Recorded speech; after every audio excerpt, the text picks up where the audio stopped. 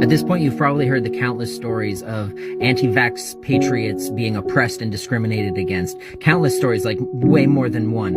Well, I'm going to share another one about how I was discriminated against by the police at the Freedom Convoy protest in Ottawa. There I was in Ottawa, drunk as a human can be, just partying and love and peace and all that, but also fighting for freedom because of tyranny and a dictatorship, but like just partying my ass off and having a great time. So I was in line for the bouncy castle because I wanted to fight for freedom, you know, I wanted to bounce for freedom. So it took a while, but I was drunk, so time didn't matter. So I got into the bouncy castle, I'm just bouncing my ass off. I'm bouncing so high, everyone. So high, it was beautiful. The most beautiful bouncing you've ever seen in your life. And then the police came up and they said, "You better stop bouncing right now." And I said, "You can't stop me from bouncing. You'll never stop me from bouncing because I'm bouncing for freedom." And they unplugged it and it deflated, and it was deflating around me, and I almost died, but I crawled out. Against all odds, I crawled out of the bouncy castle and I survived.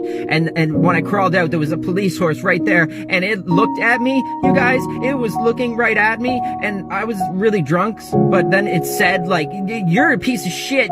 Fuck you, man." And I was like, "You're just a fucking horse. Who are you?" And it said, I'm gonna jump over you, and you're probably gonna fucking die from that." And then I blacked out, and I've been afraid of horses and bouncy castles ever since. But my psychiatrist said, "You should just go to a bouncy castle and bounce again, and then you'll get over it." And so I tried, and I was in this bouncy castle, and there were these kids bouncing all around me, and I slipped and I fell, and they wouldn't stop bouncing, and I was just screaming, and I was screaming as they're bouncing, and a kind man, he pulled me out and he said, "What the fuck are you doing, man? That's for kids." And I was like, "It's not for kids, it's for fighting for freedom, because that's how we do it." And he said, "Oh my God, you are a freedom fighter and a true hero, and I respect you so much. I have so much respect for you." And I said, "Good, you should. I know, because yes, I am the strongest, bravest Canadian patriot that there has ever been." And then I got totally hammered and peed on some monument.